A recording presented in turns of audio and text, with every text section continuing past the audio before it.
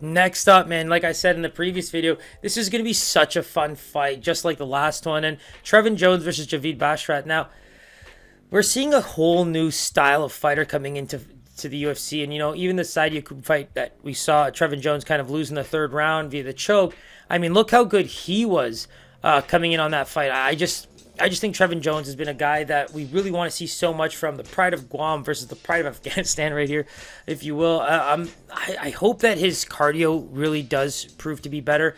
He took a lot of body shots in that fight, but also the wrestling, the clinching, you can tell that really took out a lot more on him. And in this fight against a guy like Javid Basharat, talk about one of the better Dana White Contender Series performances we've seen in a long time. He was able to level change. He was able to showcase that striking. He was actually talking quite a bit in that fight as well. For me, it was the timing. You saw him, he scoots well out of leg kicks. He moves his head well out of strikes. It's just like those little things that we like to call poetry in motion. He does it very, very well. And if you pick up on those little things on fights like the Dana White Contender Series, you start to wonder how well it transitions into this like true pro level in the UFC. And I think a guy like Trevin Jones is going to test that. We saw him knock out Timur Valiev, but unfortunately, what could have been one of the biggest wins of his career overturned for smoking a little of that ganja. So, I mean, outside of that, you really want to see both these guys do well. And for Javid, and me personally, it's like watching, borderline a fellow Indian go to work. And we don't really have a lot of us, so it's nice to see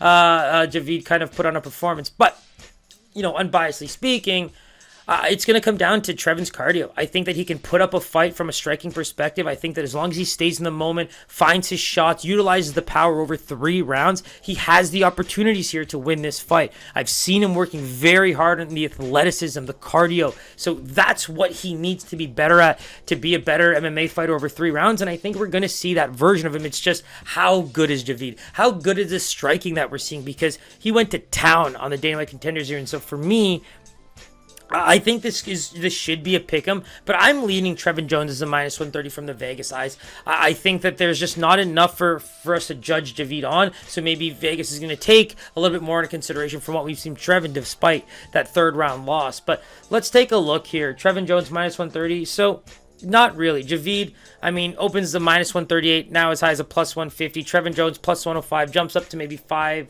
to 10 points across the board. So it's a close fight overall based on those lines, and in an MMA, we're going to call that a borderline pick'em, right?